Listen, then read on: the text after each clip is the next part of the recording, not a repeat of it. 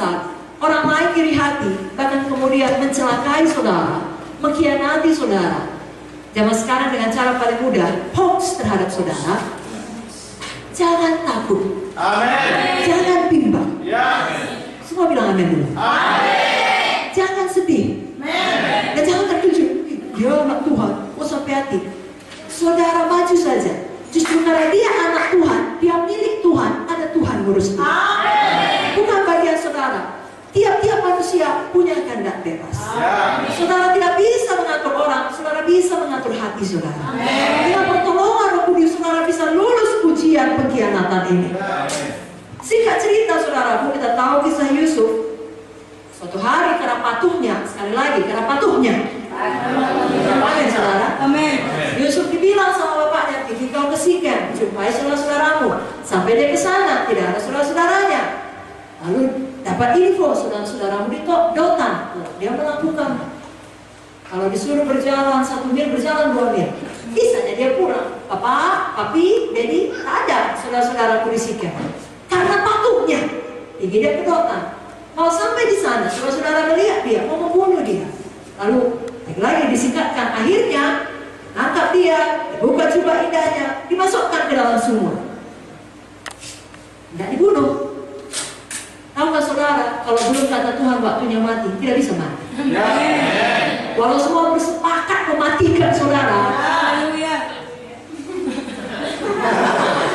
semua hoax mematikan nama baik saudara, mematikan masa depan pelayanan saudara, menutup semua pintu secara pikiran manusia. Tapi kalau Tuhan berkata belum. Sama seperti Yusuf, ada saja jalannya, tidak bisa mati-mati. Dimasukkan ke dalam sumur, tapi kemudian dijual sebagai budak.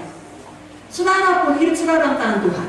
Kalau karena pengkhianatan saudara masuk dalam sumur, tetap ampuni yang memasukkan saudara dalam sumur. Dan kita tahu Yusuf melakukannya. Kenapa? Karena di dalam Kejadian 39 ayat 2 diterangkan Tuhan menyertai Yusuf, sehingga ia selalu berhasil dalam pekerjaannya. Kalau Yusuf mengeraskan hatinya, masih menyimpan kekecewaan, kemarahan, sakit hati, tentunya dia tidak dapat berhasil. Kenapa? Tuhan tidak dapat menyertai dia. Karena Tuhan tidak pernah memaksa kita. Amin saudara.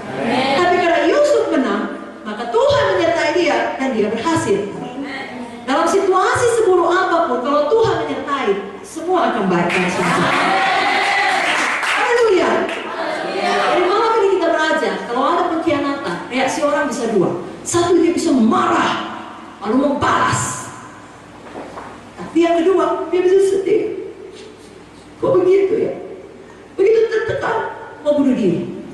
Dua-dua, jangan mau ikut. Saudara mengampuni, saudara mau bangkit, saudara maju terus. Tuhan menyertai saudara. Tuhan membuat saudara berhasil. Nah, saudara pikir kalau nggak ada dia, bagaimana masa depanku? Hei, Tuhan yang memelihara saudara. Kalau orang-orang pergi meninggalkan saudara, Tuhan bisa kirimkan orang-orang baru. Amin saudaraku. Dan Tuhan Yesus tidak berubah. Kalau dia menolong Yusuf, dia juga menolong kita pada zaman. Tapi malam hari ini, buang dulu semua sakit hati, marah saudara, katakan amin. Dendam saudara, atau sebaliknya kesedihan saudara, rasa tertekan saudara, sampai membunuh diri, kekecewaan saudara, buang semua dalam nama Yesus. Ada yang kata saudara katakan, saya buang semua dalam nama Yesus. Saya menang atas pengkhianatan. Saya percaya pada Tuhan. Katakan amin. Dalam Mazmur 37 saya bacakan ayat 3-6. Percayalah kepada Tuhan dan lakukanlah yang baik. Diamlah di negeri dan berlakulah setia, dan bergembiralah karena Tuhan. Maka Ia akan memberikan kepadamu apa yang diinginkan hatimu. Serahkanlah hidupmu kepada Tuhan dan percayalah kepadanya, dan Ia akan bertindak. Ia akan memunculkan kebenaranmu seperti terang dan hakmu seperti siang. Jadi bagian kita bergembira karena Tuhan, percaya kepada Tuhan. Bagian Tuhan, Dia yang memunculkan kebenaran kita. Saya mau tanya sekali lagi, berapa banyak yang mau memilih menang atas ujian pengkhianatan? Sekali lagi, siapa yang tidak mau lagi sakit hati? Saya. Siapa mau bersuka cita? Saya. Berikan tepuk tangan bagi Tuhan Yesus. Jangan dipelihara itu akar yang pahit. Ibrani 12 ayat 15 berkata, jangan supaya jangan ada seorang pun menjauhkan diri dari kasih karunia Allah, agar jangan tumbuh akar yang pahit yang menimbulkan kerusuhan dan mencemarkan banyak orang. Jadi kalau kita dikhianati, kita bisa pilih seperti Yusuf menang, atau kita juga bisa pilih menolak kasih karunia Tuhan, timbul akar pahit, mengancam, memecah tubuh Kristus, membuat kerusuhan, mencemarkan banyak orang dengan mulut kita. Jangan tolak kasih karunia Tuhan itu. Ya. Nah, pemuda-pemudi yang dikecewakan oleh pemberi harapan palsu, jangan takut, mulai lagi dari awal. Jangan langsung bilang, oh saya tidak mau lagi, saya tidak percaya lagi, bagaimana mungkin hati saya sudah pecah, berkeping-keping, bla bla bla bla bla. Menanglah saudara. Dan pula gara-gara satu orang, saudara tidak mau lagi percaya kepada siapapun. Percaya kepada Tuhan. Tuhan akan kirimkan orang yang tepat. Amin, saudaraku.